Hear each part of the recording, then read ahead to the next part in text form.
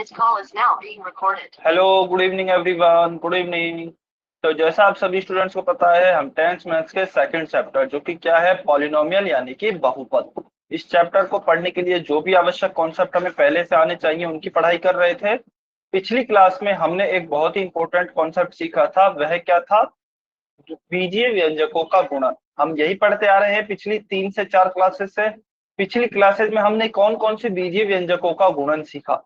हमने सीखा था द्विपदी से द्विपदी का, यानी कि बाइनोमियल से बाइनोमियल का, और द्विपदी से त्रिपदी का, यानी कि बाइनोमियल से ट्राइनोमियल का। उदाहरण के तौर पर मान लीजिए a प्लस बी, यह एक द्विपदी है।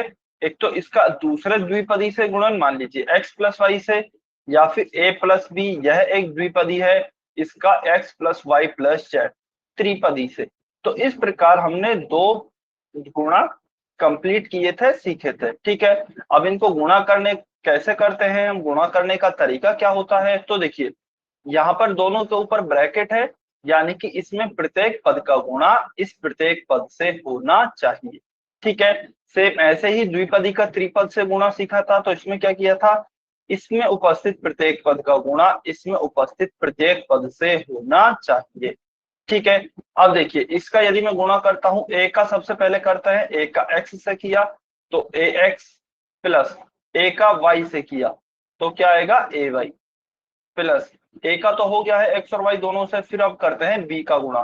बी का एक्स से करेंगे तो बी एक्स, प्लस बी का वाई से करेंगे तो क्या आएगा, बी वाई। तो यह हो गया है प्रत्येक पद का प्रत्येक पद से गुणा। ठीक है, अब देखिए ऐसे ही नीचे भी सेम वही करेंगे, ए का गुणा करेंगे एक्स से ए एक्स, ए का वाई से ए वाई, और इस बार ए का जेड से भी करेंगे तो क्या आ जाएगा, ए जेड। क्यों किया जेड से भी, क्योंकि 3 पद हैं इस बार हमारे इस ब्रैकेट में। ठीक है, प्लस बी का गुणा किससे करेंगे, एक्स से तो बी एक्स, बी का वाई से तो बी वाई, और बी का जेड से भी करेंगे क्योंकि इस बार इसमें जेड भी है, तो क्या आ जाएगा, प्लस बी जेड। तो इस प्रकार से आप गुणन कर सकते हैं। चलिए, सभी को समझ में आया। अभी आपको एक क्वेश्चन सॉल्व करना है इसी पर आधारित, रिकॉल टेस्ट। -2y-1 को आपको गुणा करना है 2y प्लस जेड से। -2y-1 को गुणा करेंगे 2y प्लस जेड से। सभी बच्चे सॉल्व करेंगे।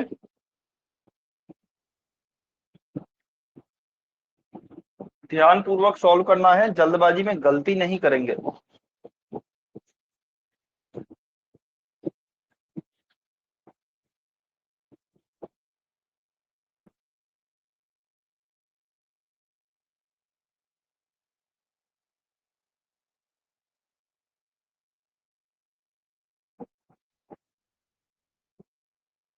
सभी बच्चे सॉल्व करें।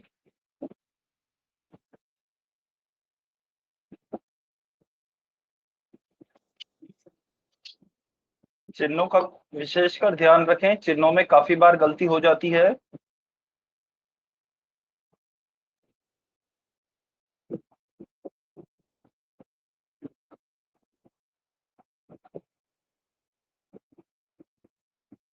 वेरी गुड, कुछ बच्चों के आंसर आ रहे हैं, बहुत अच्छे, बहुत बढ़िया।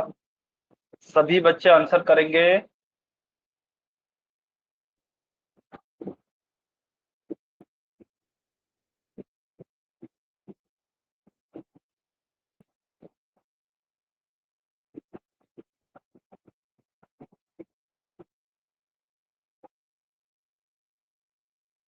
Last 30 second.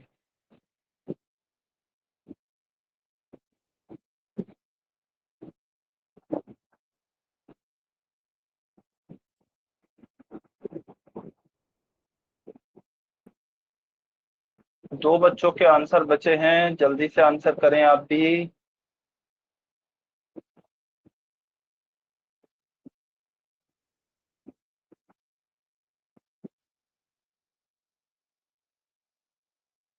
कुछ बच्चे शायद गलती कर रहे हैं कैलकुलेशन में, जल्दबाजी के चक्कर में गलती नहीं करेंगे।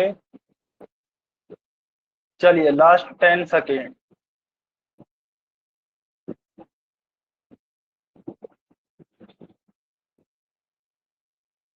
5, 4, 3 2 1 टाइम्स अप। चलिए, अभी जो भी बच्चे पोल सेक्शन में उत्तर नहीं कर पाए हैं कमेंट में उत्तर कर सकते हैं, ठीक है। तो चलिए, हमें देखिए क्या दिया गया है, हमें दिया गया है द्विपदी का द्विपद से गुणा। तो हम क्या करेंगे, -2y - 1, इसको हमें गुणा करना है 2y + z से। क्या दोनों पे ब्रैकेट है? बिल्कुल दोनों पे ब्रैकेट है। तो इसके प्रत्येक पद का गुणा इसके प्रत्येक पद से करेंगे।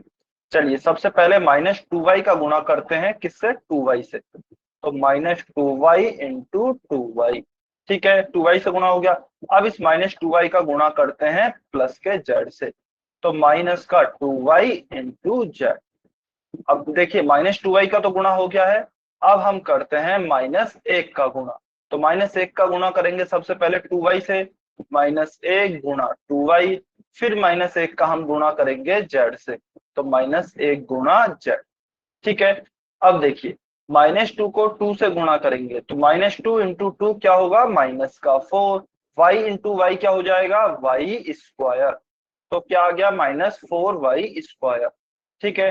फिर देखिए, -2 × यहाँ पर क्या है, 1z है।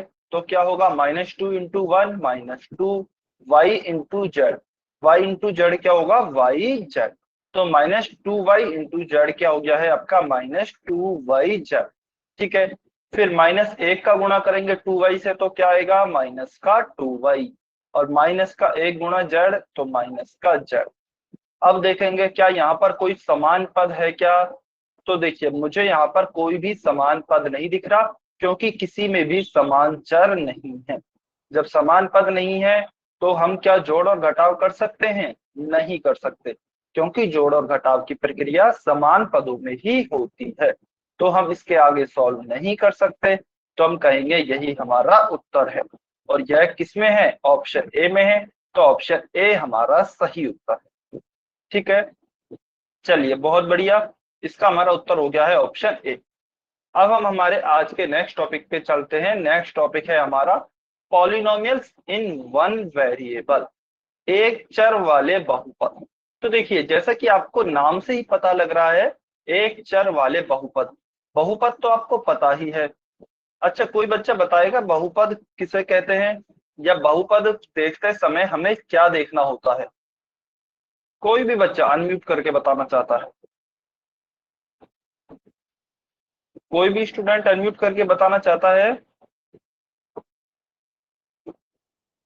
बहुपद देखते समय हमें क्या देखना होता है?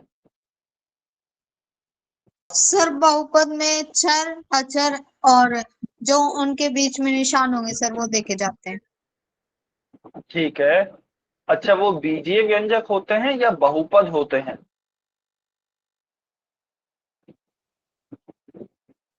वो बीजीय व्यंजक होते हैं या बहुपद होते हैं? बताइए अनम्यूट करके। सर पद और गाते। सर घात बटे में नहीं होनी चाहिए, घात माइनस में नहीं होनी चाहिए। ठीक है, तो लगभग लगभग सभी बच्चों ने अपनी तरफ से कोशिश की। वेरी गुड, बहुत अच्छा, बहुत बढ़िया। तो देखिए, बीजीय व्यंजक जिस स्टूडेंट ने पहले बताया था उनका भी कुछ कुछ सही है, लेकिन वो परिभाषा होती है आपकी बीजीय व्यंजक की कि चर हो, अचर हो, और उनके बीच में संक्रिया यानी कि ऑपरेशन हो, प्लस माइनस गुणा भाग, ठीक है। बहुपद क्या होता है? बहुपद भी एक तरह का बीजीय व्यंजक ही होता है, लेकिन बहुपद में जो चर उपस्थित होते हैं, वेरिएबल्स जो होते हैं, उनकी जो घात होती है वह पूर्ण संख्या होनी चाहिए। जैसा भी एक स्टूडेंट ने कहा, बटे में नहीं होनी चाहिए और ऋणात्मक नहीं होनी चाहिए। जैसे मान लीजिए x की घात 3/2 प्लस x² प्लस x की घात 5 प्लस 2, क्या यह एक बहुपद है क्या? तो हम कहेंगे नहीं, यह बहुपद नहीं है, यह एक बीजीय व्यंजक है।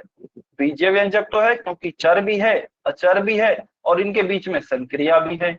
लेकिन क्या बहुपद है? बहुपद नहीं है, क्योंकि यहाँ पर इसकी घात हमारी पूर्ण संख्या नहीं है, ठीक है। तो बहुपद में चर की घात हमेशा पूर्ण संख्या होती है, यह आपको ध्यान रखना है। तो अभी हम क्या रखे, हमें देखिए बहुपद तो पता ही है, बहुपद क्या होते हैं। अब जैसे नाम से पता लग रहा है एक चर वाले बहुपद, तो ऐसे बहुपद जिनमें केवल और केवल एक ही चर हो, एक ही वेरिएबल हो, हमारे एक चर वाले बहुपद कहलाते हैं। यदि दो वेरिएबल होंगे तो हम कह देंगे दो चर वाले बहुपद, यदि तीन वेरिएबल होंगे या फिर तीन चर होंगे तो हम कह देंगे तीन चर वाले बहुपद। तो चलिए एक बार डेफिनेशन देखते हैं।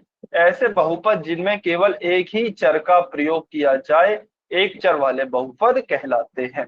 उदाहरण के तौर पर 2x + 5, क्या यह एक बहुपद है क्या? देखते हैं चर क्या है, चर केवल x है, x की घात 1 है, 1 हमारी एक पूर्ण संख्या है, तो इसका मतलब बहुपद तो है। और इसमें चर कितने हैं? चर केवल और केवल एक है, x। ठीक है, तो यह हमारा एक चर वाला बहुपद होगा। ठीक है, चलिए अच्छा 1 मिनट।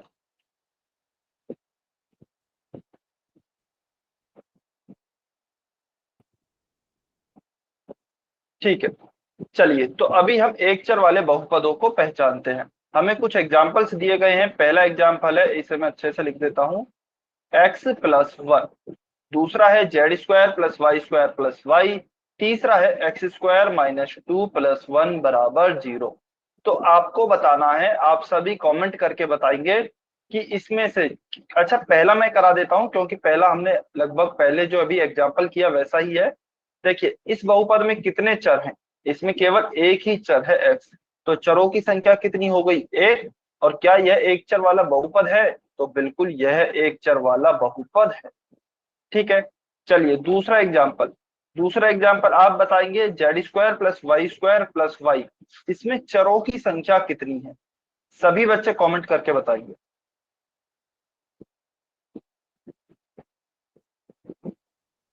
सभी बच्चे कमेंट करके बताएंगे इसमें चरों की संख्या कितनी है।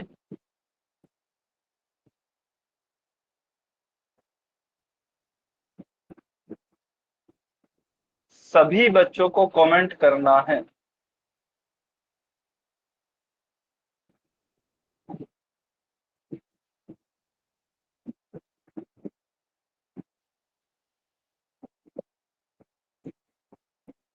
ठीक है,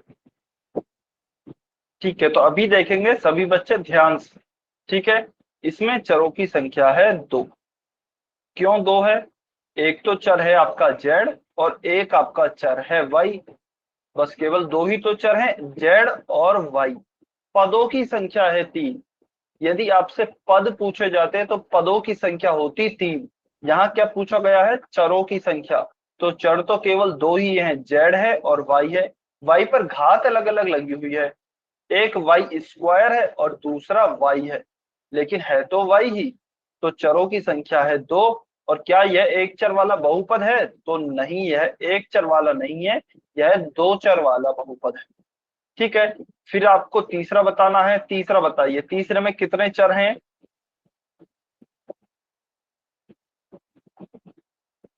तीसरे में कितने चर हैं? अच्छा, मोनिका राजपूत की आईडी से जो स्टूडेंट है, आपने NA लिखा है, आपको कोई डाउट है क्या?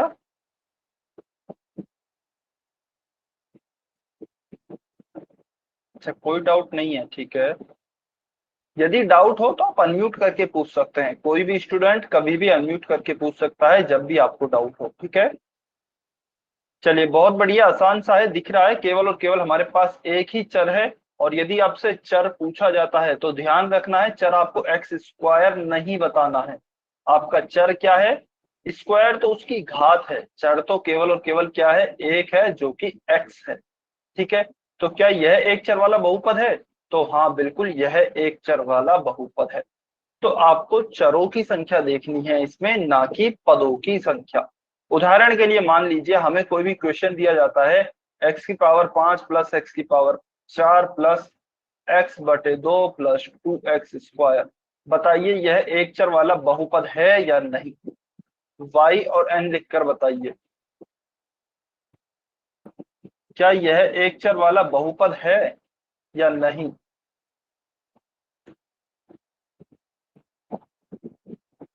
यदि है एक चर वाला बहुपद तो y लिखें, एक चर वाला बहुपद नहीं है तो n लिखें।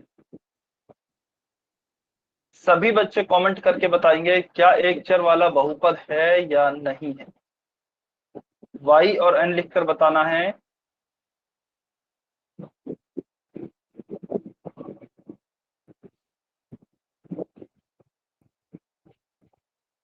सभी बच्चे बताएंगे।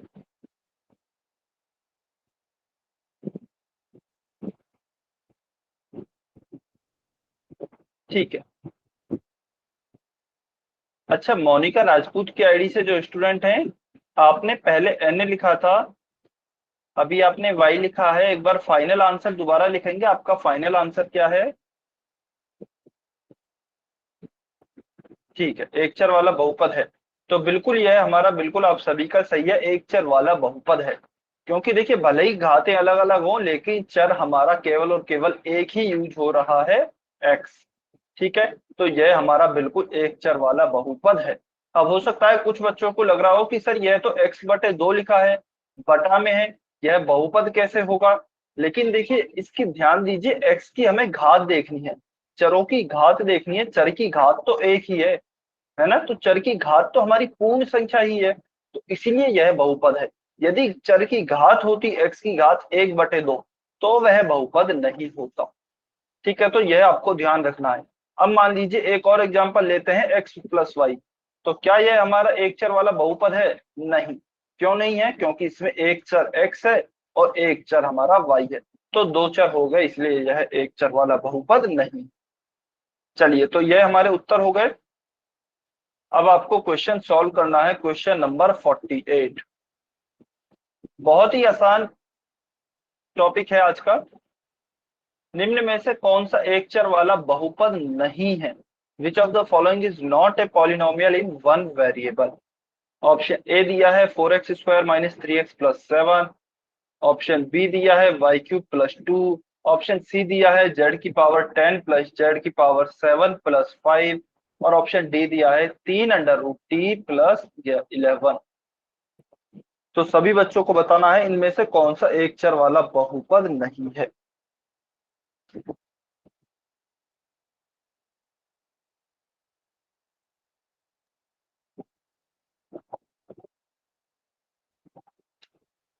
सभी बच्चे बताएंगे, वेरी गुड। कुछ बच्चों के आंसर आ गए हैं, सभी बच्चे आंसर करेंगे।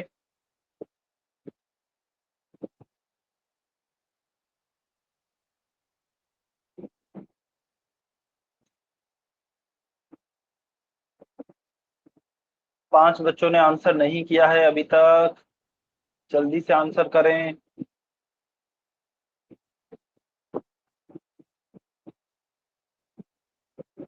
कौन सा एक चर वाला बहुपद नहीं है?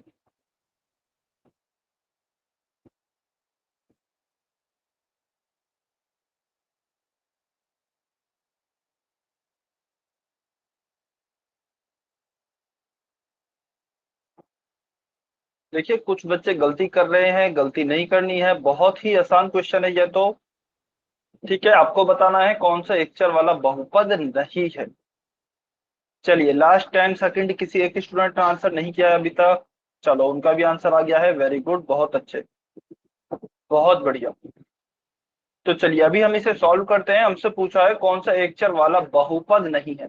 तो देखिए, एक चर वाला बहुपद यदि मैं इस पूरे शब्द को देखूं, तो इसमें बहुपद तो आ ही रहा है, यानी कि वह बहुपद तो होना ही चाहिए। फिर हम चेक करेंगे क्या एक चर वाला है बहुपद या नहीं है, लेकिन बहुपद तो होना ही चाहिए। ऊपर के आप तीनों ऑप्शंस को देखेंगे, ए बी सी, तो वो तीनों ही बहुपद हैं, क्योंकि उनमें चरों की जो घात है वह पूर्ण संख्या है, और तीनों ही एक चर वाले हैं। इसमें केवल एक ही चर है x, इसमें केवल एक ही चर है y, इसमें केवल एक ही चर है z। लेकिन ऑप्शन डी जो है, इसमें क्या दिया गया है? 3√t + 11। चलिए, अब आप बताइए, इसमें t की घात कितनी लिखी हुई है? कोई भी बच्चा अनम्यूट करके बताना चाहता है या फिर कमेंट में लिख दीजिए। 3√t + 11, इसमें t की घात कितनी है? 3√t। हाँ, 3√t है, लेकिन t की घात कितनी है? t के ऊपर वर्गमूल है ना, तो इसका मतलब इसकी घात कितनी हुई? आपको काफी बार बताया जा चुका है, वर्गमूल में कितनी घात होती है? कमेंट करके भी पक्का नहीं पता, 1/2। ठीक है। और कोई बच्चा? वर्गमूल में कितनी घात होती है? कोई भी स्टूडेंट अनम्यूट करके बताना चाहता है, कमेंट में बताना चाहता है? ठीक है, ठीक है, चलिए बहुत अच्छे, बिल्कुल। तो वर्गमूल का मतलब होती है घात 1/2। देखिए ये मैं आपको काफी बार बता चुका हूं, यह आपको याद रखना है बेटा सभी को। वर्ग का मतलब घात 2, वर्गमूल का मतलब घात 1/2, घन का मतलब घात 3, घनमूल का मतलब घात 1/3। ठीक है, तो इसको मैं क्या लिख सकता हूँ? वर्गमूल का मतलब घात 1/2 है, तो इसको मैं ऐसे भी लिख सकता हूँ, देखिए 3 टी की घात 1/2 प्लस 11। अब यहाँ पे वेरिएबल क्या है? वेरिएबल टी है, क्योंकि इंग्लिश का लेटर ओनली टी ही है, तो टी हमारा चर है, वेरिएबल है। इसकी घात 1/2 है, जो कि एक पूर्ण संख्या नहीं है, इसीलिए यह बहुपद भी नहीं। ठीक है, और जब बहुपद ही नहीं है तो एक चर वाला, दो चर वाला तो हम बाद में देखेंगे। ठीक है, तो ऑप्शन डी हमारा इसका सही उत्तर होगा, यह याद रखिए। ठीक है, यह आपको काफी बार बताया जा चुका है, यह इंपॉर्टेंट है, काफी बार यूज में आता है। चलिए इसका उत्तर हो गया option D, question number 49। Question number 49 में आपको बताना है निम्न में से कौन सा एक चर वाला बहुपद है?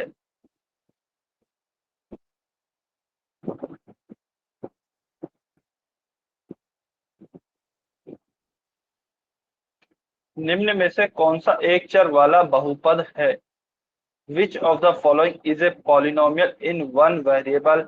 अच्छा, काफी बच्चे वैसे उत्तर कर चुके हैं, मैं फिर भी बता देता हूं कि काफी बच्चे इसमें गलत करेंगे। इस क्वेश्चन को ज्यादातर बच्चे इस क्वेश्चन को गलत करेंगे।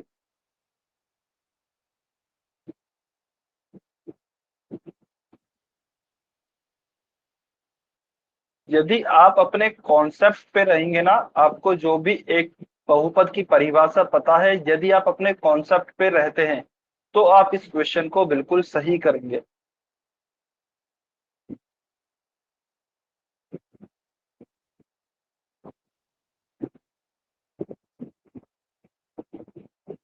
चलिए, वेरी गुड, सभी बच्चों का आंसर आ गया है, बहुत अच्छे, बहुत बढ़िया। चलिए तो देखिए इसका सही उत्तर क्या होगा? निम्न में से कौन सा एक चर वाला बहुपद है? तो देखिए हमें यह पता है कि ऑप्शन ए तो हमारा बहुपद नहीं है, क्योंकि अच्छा कोई बात नहीं, क्योंकि x के ऊपर क्या लिखा है? x के ऊपर अंडर रूट लगा है, और अंडर रूट यानी कि वर्गमूल का मतलब क्या है? x की घात 1/2, जो कि पूर्ण संख्या नहीं है। और जब पूर्ण संख्या ही नहीं है तो इसका मतलब यह तो हमारा बहुपद नहीं होगा।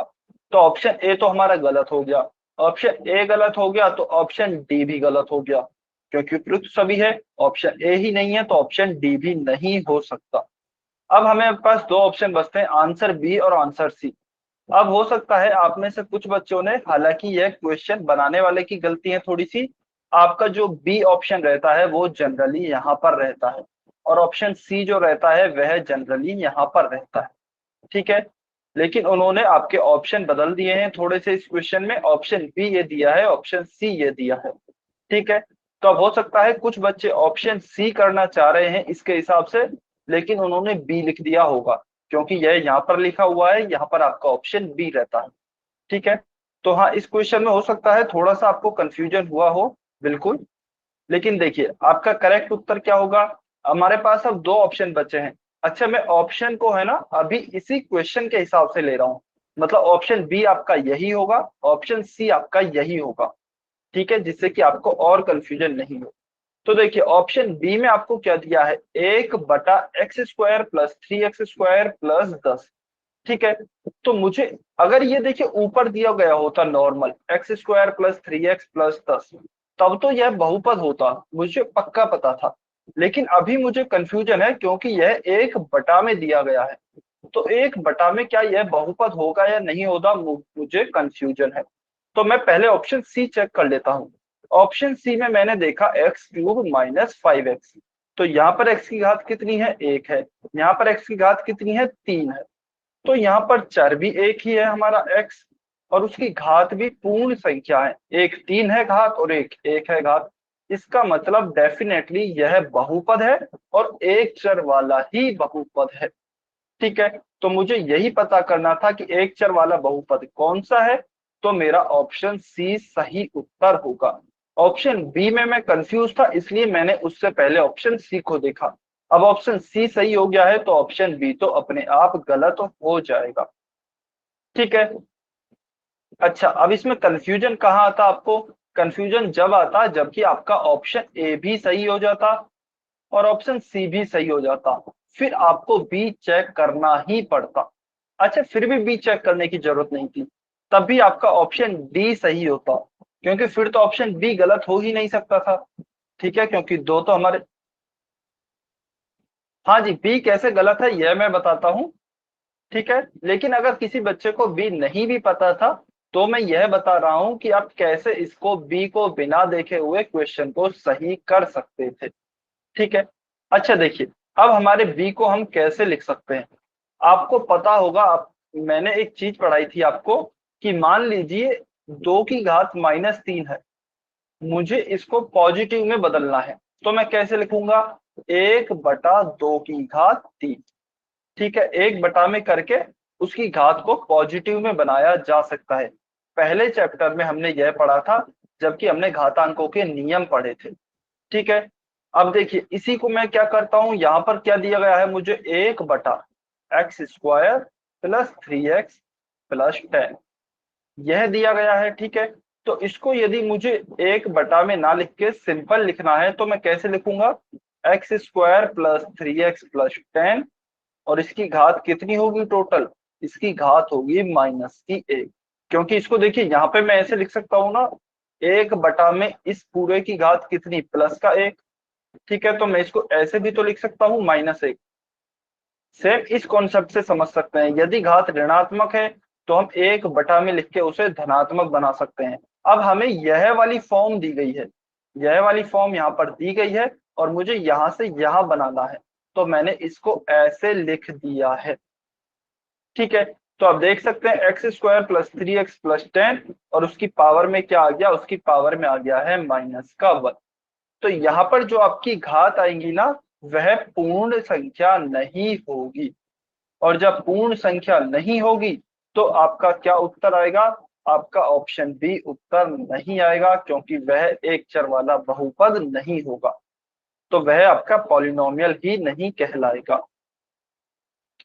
क्लियर है सभी बच्चों को? समझ में आया? वाई और एन लिखकर बताइए।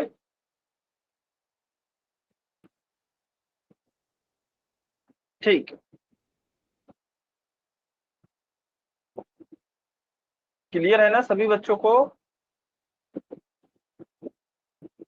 ठीक है, बहुत अच्छे। तो ऑप्शन सी हमारा इसका सही उत्तर होगा। चलिए, तो ऑप्शन सी हमारा सही है इसका। इसके आगे हम चलते हैं, डिग्री ऑफ पॉलिनोमियल यानी कि बहुपद की घात क्या होती है आखिर। अभी तक हम पढ़ रहे थे, अभी तक हमने घात जब भी बात करी है हमने बात करी है केवल और केवल किसी चर की घात की। अब हम बात करेंगे पूरे बहुपद की घात की। तो देखिए बहुत ही आसान है, किसी भी बहुपद की घात बहुपद में उपस्थित चर की अधिकतम घात होती है। यानी कि मान लीजिए आपके 3 चर उपस्थित हैं, x, y और z। किसी भी बहुपद में आपके 3 चर उपस्थित हैं, इन तीनों चरों में से जिसकी भी अधिकतम घात होगी, मैक्सिमम घात होगी, वही आपके पॉलिनोमियल यानी कि बहुपद की भी घात होगी। उदाहरण के लिए 4x² - 3x + 7, इसमें हमारा कितने चर हैं? केवल एक ही चर है x। x की घात क्या है? x की एक जगह घात 2 है और एक जगह घात 1 है। यहाँ पर 2 है, यहाँ पर 1 है, तो 2 घात है, 1 2 और 1। ज्यादा कौन सी है, बड़ी कौन सी घात है? बड़ी घात है आपकी 2। तो इस पूरे बहुपद की घात क्या होगी? इस पूरे बहुपद की घात हो जाएगी 2। ठीक है, मान लीजिए एक और एग्जांपल लेते हैं। आपका बहुपद इस तरह का दिया गया है, x की घात 2 + y की घात 7 + z की घात 15 + 15। यह आपको पॉलिनोमियल दिया गया है। इसमें कितने चर हैं? इसमें आपके 3 चर हैं, x y z। इनकी घातें कितनी हैं? x की घात 2, y की घात 7, z की घात 15। मैक्सिमम घात क्या है? मैक्सिमम घात 15 है। इसका मतलब बहुपद की घात क्या होगी? बहुपद की घात अधिकतम घात होगी जो कि 15 है, तो 15 हमारी इस बहुपद की भी घात होगी। ठीक है, तो बस इतना सा बताना है। चलिए, आपको सभी को समझ में आ गया होगा।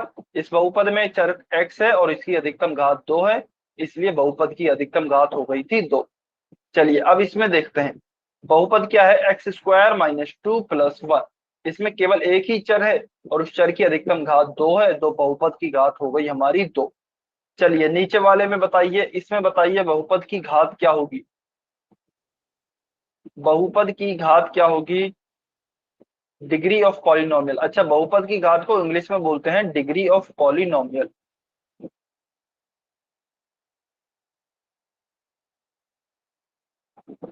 सभी बच्चे बताएं कमेंट करके, बहुत ही आसान टॉपिक है आज के।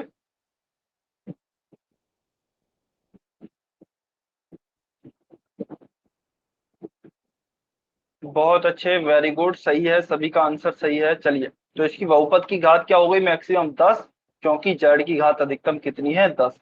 इसकी अधिकतम घात क्या है? y है और उसकी अधिकतम घात है 1, तो इसकी बहुपद की भी अधिकतम घात हो जाएगी 1। हाँ जी बिल्कुल। चलिए, सभी को यह समझ में आया? सभी का आंसर सही है, वेरी गुड, बहुत अच्छे। Question number 50। देखिए, आपको थोड़ा देखते ही उत्तर नहीं करना है, थोड़ा देखिए, समझिए, फिर उत्तर कीजिए। क्या क्वेश्चन दिया गया है? क्या बहुपद की घात हमेशा पूर्ण संख्या होती है? क्या बहुपद की घात जो होगी वह हमेशा पूर्ण संख्या होगी क्या? ऑप्शन ए है हाँ और ऑप्शन बी है नहीं।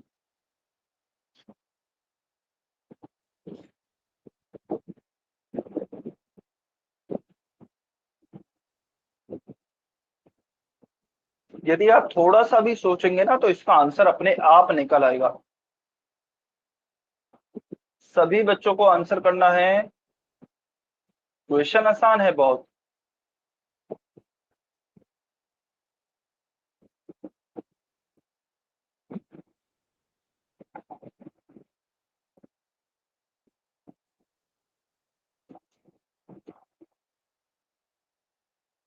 चलिए, लास्ट 15 सेकेंड।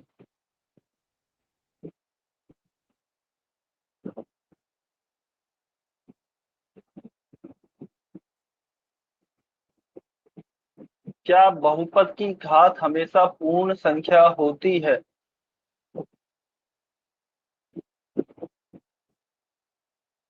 सभी बच्चे आंसर करें।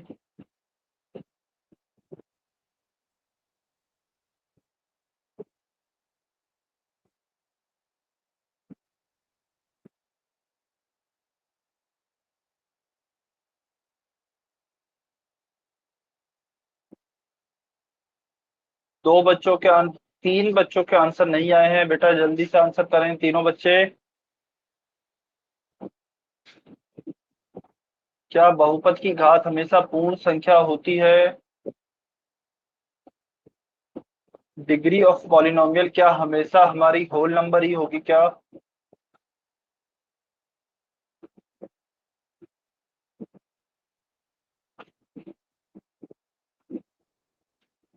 चलिए, लास्ट 5 सेकेंड।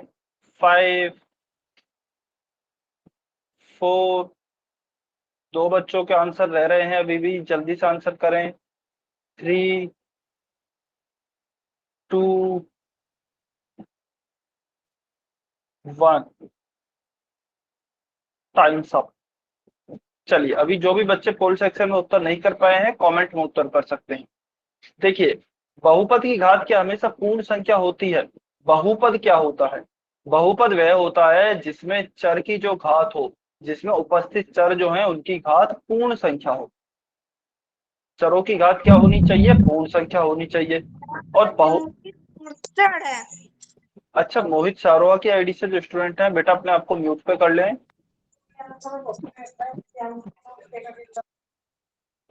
तो देखिए, बहुपद की घात क्या होती है? बहुपद की घात होती है आपकी चर की अधिकतम घात। चर की अधिकतम घात, लेकिन सभी चर की घात जो है वह तो पूर्ण संख्या है, तो इसका मतलब चर की जो अधिकतम घात होगी, चर की अधिकतम घात जो होगी वह भी तो एक पूर्ण संख्या ही होगी।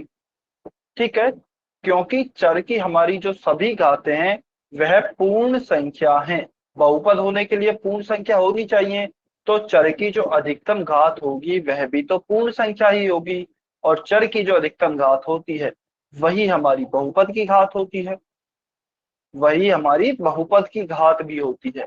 तो हम कह सकते हैं बहुपद की जो घात होगी बिल्कुल वह एक पूर्ण संख्या ही होगी। ठीक है, तो ऑप्शन ए आपका सही उत्तर होगा। क्लियर है सभी को, समझ में आया कि क्यों होगा ऑप्शन ए? क्योंकि जो बहुपद की घात है वह चर की अधिकतम घात होती है, और चर की सभी घातें बहुपद में पूर्ण संख्या होती हैं, इसलिए बहुपद की घात भी पूर्ण संख्या ही होगी। ठीक है, चलिए बहुत बढ़िया, इसका उत्तर हो गया है ऑप्शन ए, क्वेश्चन नंबर 51। सभी बच्चे सॉल्व करें, पोल सेक्शन में उत्तर करें। 51 ऑप्शन क्वेश्चन में आपको क्या दिया गया है? निम्न में से कौन से बहुपद की घात 2 है? Which of the following polynomials have degree 2? Option A, option B, option C या ऑप्शन डी? ध्यान से देखें और सही उत्तर को मार्क करें पोल सेक्शन में। सभी बच्चे सॉल्व करेंगे। पिछला क्वेश्चन किसी एक स्टूडेंट ने सॉल्व नहीं किया था, और सभी बच्चे सही सॉल्व करने की कोशिश करेंगे।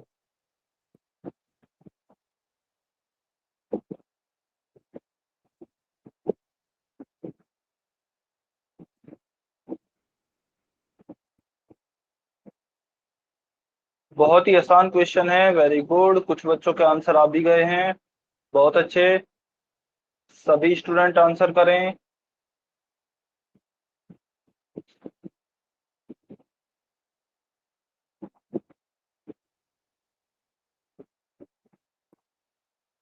तीन बच्चों के आंसर बाकी हैं। तीन बच्चों को दो बच्चों के आंसर बाकी हैं, जल्दी से आंसर करें।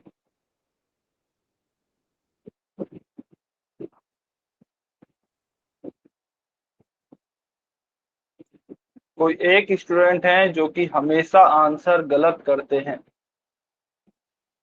चलिए लास्ट 5 सेकेंड, किसी एक स्टूडेंट का आंसर बचा है केवल। 5, 4, 3। चलिए उनका भी आंसर आ गया है, बहुत अच्छे। चलिए तो अभी हम देखते हैं बहुपद, हमें बताना है बहुपद की घात 2 होनी चाहिए। बहुपद की घात क्या होती है? चर की अधिकतम घात। बहुपद की घात क्या होती है? चर की अधिकतम घात। ठीक है, तो चर की अधिकतम घात हम देख लेते हैं। इसमें चर की अधिकतम घात क्या है? ऑप्शन ए में यहाँ पर चर की घात है 2, यहाँ पर है 1, तो अधिकतम घात हो गई 2। और हमें वही पता लगाना था कि बहुपद की अधिकतम घात 2, सॉरी बहुपद की घात 2 होनी चाहिए। तो चर की अधिकतम घात बहुपद की घात होती है, जो कि यहाँ पर 2 है। तो 2 हमारा ऑप्शन ए सही उत्तर है। ऑप्शन बी में कितनी घात होगी? ऑप्शन बी में होगी घात 1, क्योंकि चर की अधिकतम घात केवल 1 है। यहाँ पर होगी 10, क्योंकि चर की अधिकतम घात 10 है। यहाँ पर होगी 3, क्योंकि चर की अधिकतम घात 3 है। ठीक है, तो बाकी और किसी भी ऑप्शन में 2 नहीं है चर की अधिकतम घात, ऑप्शन ए में केवल 2 है, तो बहुपद की भी घात हो जाएगी 2, ऑप्शन ए। चलिए क्वेश्चन नंबर 51 का उत्तर हो गया option A, question number 52। Question number 52,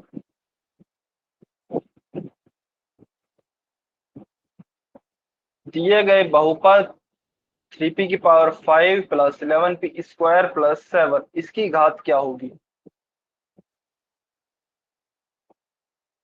इसकी आपको घात बतानी है, इसकी घात क्या है?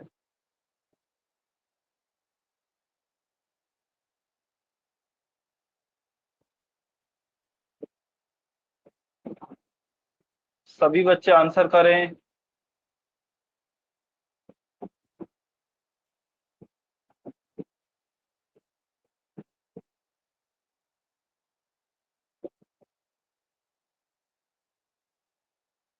चलिए किन्हीं दो बच्चों का आंसर रह रहा है, आप भी उत्तर करें बेटा। Last student. 5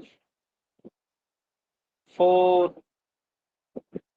3 2 1 times up. चलिए क्या दिया गया है, 3p की power 5 plus 11p square plus 7।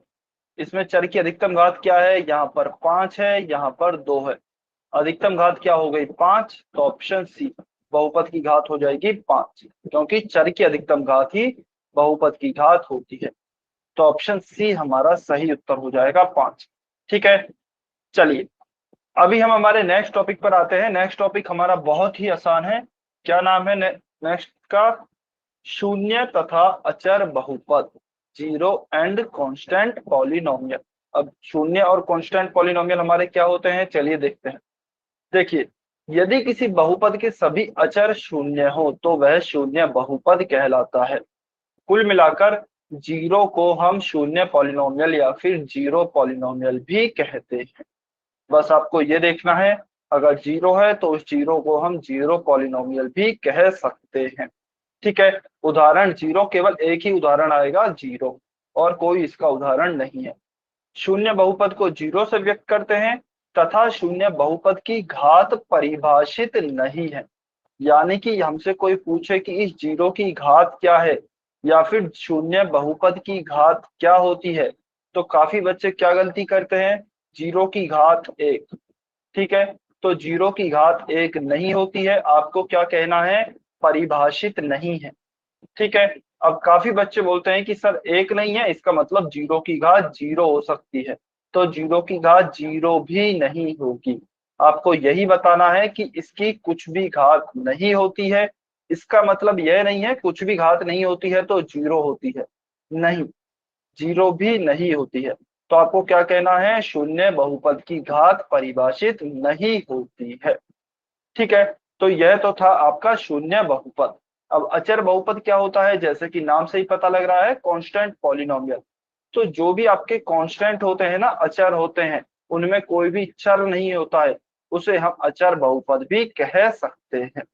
उदाहरण के लिए मान लीजिए 3 हो गया, -4 हो गया, 2/3 हो गया, 125, 50, 100, कोई भी केवल संख्या हो, चर नहीं हो, संख्या ही संख्या हो, चर नहीं हो, तो उसे हम अचर बहुपद कहेंगे। अब आपसे कोई पूछता है कि अचर बहुपद की घात कितनी होती है, तो अचर बहुपद की घात होती है 0, यानी कि 0। और शून्य बहुपद की घात क्या होती है, वह परिभाषित नहीं होती है। ठीक है, तो यह दो चीजें आपको ध्यान रखनी है। बहुत ही सिंपल सा है, यदि 0 है तो जीरो पॉलिनोमियल, और यदि कांस्टेंट है कोई तो कांस्टेंट पॉलिनोमियल, बस इतना याद रखना है। और इनकी पावर क्या होती है, जीरो पॉलिनोमियल की कोई पावर नहीं होती, डिफाइंड नहीं है, परिभाषित नहीं है। और अचर बहुपद की या फिर कांस्टेंट पॉलिनोमियल की 0 पावर होती है। ठीक है, अच्छा इसकी 0 पावर क्यों होती है, चलिए मैं यह बता देता हूं। देखिए, बहुपद में क्या है, बहुपद में आपको बहुपद की घात क्या होती है, हमने अभी पढ़ा, बहुपद की घात वह होती है जो कि चर की अधिकतम घात होती है। ठीक है, चर की अधिकतम घात को हम बहुपद की घात कहते हैं। लेकिन यहाँ पर क्या कोई भी चर है क्या, कोई भी चर नहीं है। मान लीजिए 3 है, क्या यहाँ पर कोई भी चर है क्या, कोई भी चर नहीं है। यदि आप कोई चर को लिखना भी चाहें तो इसे देखिए, मैं ऐसे लिख सकता हूँ 3 × 1। ठीक है, आपको एक चीज बताई गई थी, किसी की भी, चाहे चर हो अचर हो, किसी की भी घात यदि 0 हो तो उसका मान 1 होता है। तो इस 3 × 1 को मैं क्या लिख सकता हूँ, 3 × x⁻0 लिख सकता हूँ। ठीक है, क्योंकि x⁻0 1 होगी, और 1 × 3 हमारा वापस से 3 आ जाएगा। ठीक है, तो अगर आप निकालना चाहते हैं तो चर की घात देखिए यहाँ पर क्या आ गई, 0 आ गई। इसीलिए कहा जाता है कि किसी भी अचर बहुपद की घात हमेशा 0 होती है। ठीक है, तो यह आपको याद रखना है। चलिए इस पर आधारित कुछ क्वेश्चन करते हैं। क्वेश्चन नंबर 53, जल्दी जल्दी से क्वेश्चन करेंगे, पोल सेक्शन में आंसर करेंगे। बहुत ही आसान क्वेश्चन है। शून्य बहुपद की घात क्या होती है,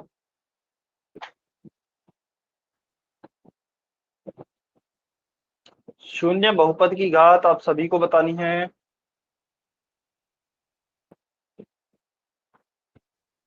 देखिए यह तो इतना आसान क्वेश्चन है, फिर भी एक बच्चे ने गलत किया है।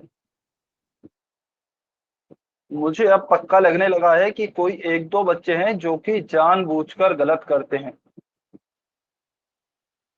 वो शायद यही कोशिश करते हैं कि सर आप हमें पढ़ा के बताइए कैसे पढ़ा सकते हैं, हम किसी भी कंडीशन पर नहीं पढ़ेंगे।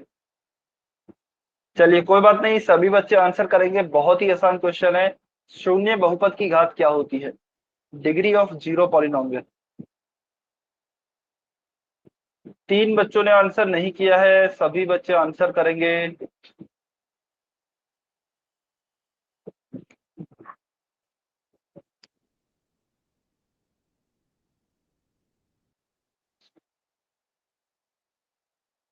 सभी बच्चे आंसर करें बेटा, यह तो बहुत ही आसान है।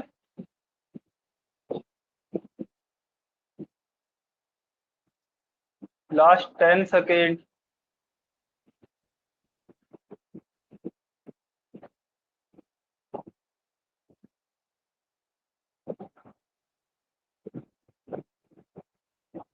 अच्छा क्या हुआ, आपको समझ में नहीं आया क्या? शून्य या अचर बहुपद? किसी स्टूडेंट को डाउट है क्या? यदि डाउट है तो वो एन लिखें कमेंट में, कमेंट सेक्शन चालू है।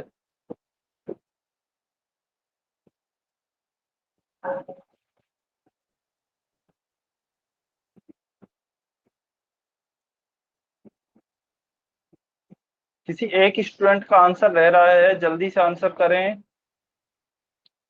5 4 3 2 1, टाइम्स अप। अच्छा ऑप्शन ए किस किस बच्चे ने आंसर किया है? जल्दी से कमेंट में ए लिखेंगे। ऑप्शन ए किस किस बच्चे ने आंसर किया है? जल्दी से ए लिखें कमेंट में। ठीक है, ओके।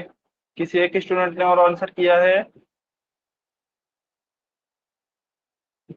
जिन्होंने भी ऑप्शन ए आंसर किया है, ठीक है।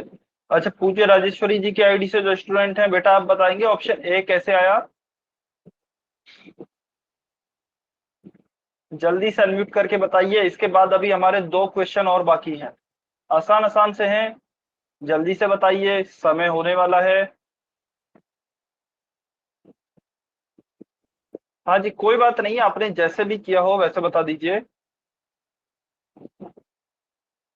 सर आपने बताया था अच्छा मैंने क्या बताया था, बताइए। कि शून्य बहुपद की घात परिभाषित होती है। अच्छा परिभाषित होती है या परिभाषित नहीं होती है? ठीक है, तो देखिए इसीलिए यह क्वेश्चन इसीलिए ऐसा दिया गया था। शून्य बहुपद की घात परिभाषित नहीं होती है, परिभाषित नहीं होती है। और परिभाषित जो नहीं होती है तो इसका उल्टा होता है अपरिभाषित। परिभाषित का मतलब क्या होता है? अपरिभाषित। इसका मतलब भी यही है कि जो परिभाषित नहीं हो। ठीक है, तो शून्य बहुपद की घात हमें पता नहीं है, इसकी घात परिभाषित नहीं होती है। तो कौन सा ऑप्शन सही है? ऑप्शन बी सही उत्तर है, नॉट डिफाइंड। यानी कि इसकी पावर जो है, इसकी डिग्री जो है वह डिफाइंड नहीं है। ठीक है, चलिए इसका उत्तर हो गया ऑप्शन बी। Question number 54। अच्छा बस 2 मिनट लगेंगे। ठीक है, बहुत ही आसान आसान से क्वेश्चन है। अचर बहुपद की घात क्या होती है? Degree of constant polynomial. जल्दी जल्दी से आप आंसर करें, बस 2 से 3 मिनट आपको वेट करना।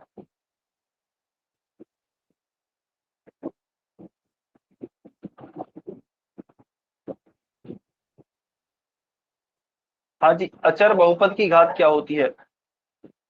शून्य होती है, एक होती है, अपरिभाषित होती है, परिभाषित होती है।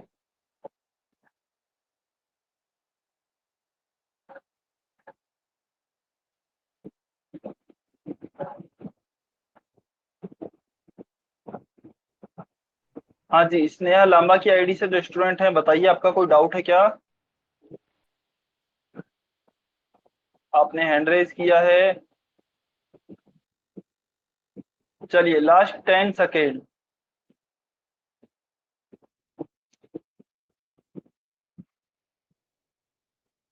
5 4 3 2 1 टाइम्स अप।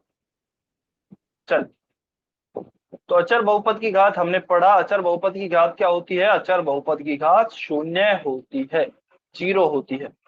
तो यहाँ पर क्या उत्तर आ जाएगा? ऑप्शन बी, शून्य। तो अचर बहुपद की घात क्या हो गई? 0। ठीक है, आज के लास्ट क्वेश्चन, क्वेश्चन नंबर 55।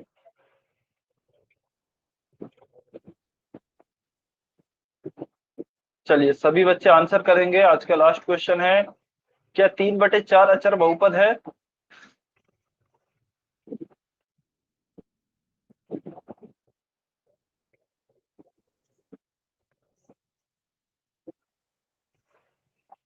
क्या 3/4 अचर बहुपद है? यदि है तो ऑप्शन बी लिखें हाँ, यदि नहीं है तो ऑप्शन ए लिखें नहीं।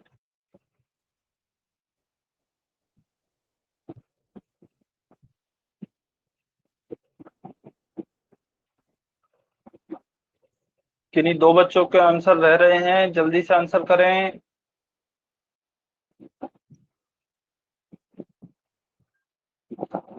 5। ठीक है, आगे सभी के बहुत अच्छे, वेरी गुड। तो देखिए अचर बहुपद क्या होता है? जो कि अचर होता है, कांस्टेंट होता है, या फिर जिसमें चर नहीं होता है। तो 3/4 है, यह है तो अचर ही, इसमें कोई भी चर नहीं है, यह अचर है। इसका मान फिक्स तो है, 3/4 मतलब 0.75। तो 3/4 हमारा क्या अचर बहुपद होगा? बिल्कुल होगा, क्योंकि यह अचर है। कोई भी संख्या हो, परिमेय, अपरिमेय, भिन्न, दशमलव, कोई भी संख्या हो, सभी संख्याएं अचर होती हैं और सभी अचर आपके अचर बहुपद होते हैं। तो this is a constant polynomial. Option B आपका सही उत्तर है। चलिए, अभी यदि किसी स्टूडेंट का कोई डाउट है तो आप पूछ सकते हैं, अदरवाइज आप जा सकते हैं।